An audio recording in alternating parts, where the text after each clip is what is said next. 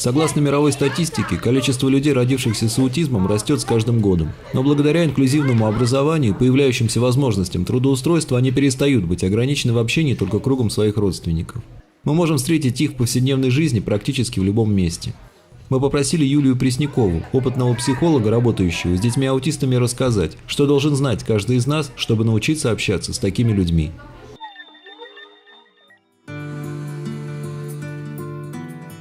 Наверное, самое важное – это ровный эмоциональный фон. То есть мы стараемся все свои фразы и предложения формулировать исключительно в положительном ключе, да, плюс разговариваем очень-очень спокойно и нейтрально, я бы сказала.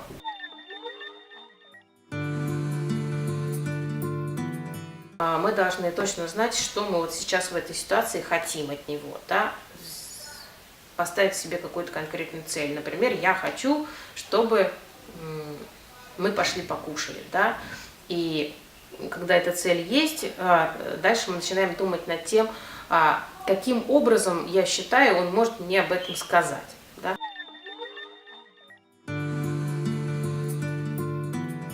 Мы используем четкие структурированные фразы, где в первую очередь акцент на то, что мы именно хотим донести до человека, да, до ребенка, например. Хочешь банан? Да? Или там садись на стул. Да? Если нам, опять же, необходимо, мы подкрепляем это жестом, вот, или, например, какой-то визуальной.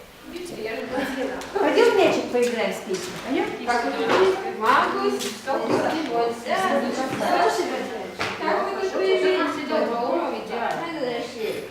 Не стоит загружать речь множеством дополняющих друг друга слов. Посмотри, давай-ка вот мы посмотрим с тобой, давай сядем, мы вот откроем книжечку, а что у нас вот в этой вот книжечке. То есть в таком случае речь превращается просто в шум. Да, она перестает быть функциональной. А наша задача, чтобы речь была функциональной и максимально понятной.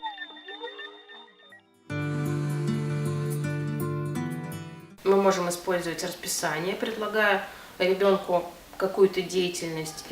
Это вот карточки ПЕКС, которые позволяют ребенку выбрать тот предмет, объект или действие, который он действительно хочет или не хочет.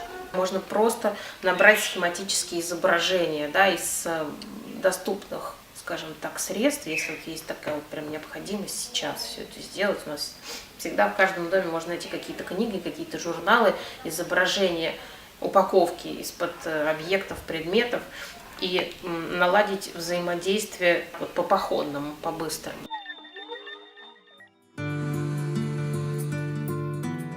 Мы можем использовать, вот, например, такую программу, которая называется GoTalk, вот, при помощи которой ребенок может научиться писать о своих желаниях, запросах и о том, что ему необходимо.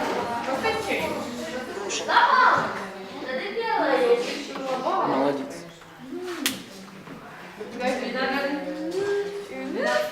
Там, ты хочешь пить, и все, что делает ребенок, он выбирает слово «да» из своего словаря и Да.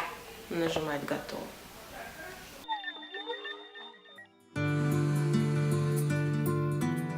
Одно и то же поведение, вот ребенок расстроится, кричит, плачет, да, но оно по-разному закрепляется в зависимости от причины происхождения.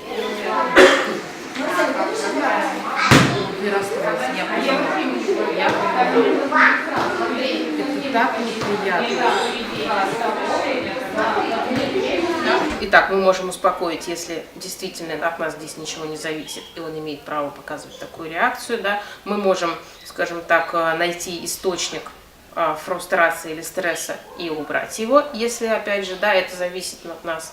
И если это, скажем так, неприемлемое поведение несет в себе функцию попросить о чем-то или же отказаться от чего-то, то тогда мы, скажем так, эмоционально игнорируем его, да, предлагая другой источник, возможность другой просьбы или отказа. И в таком случае, игнорируя поведение нежелательное, мы следим только за тем, чтобы ребенок или человек не причинил себе вреда. Очень хорошо.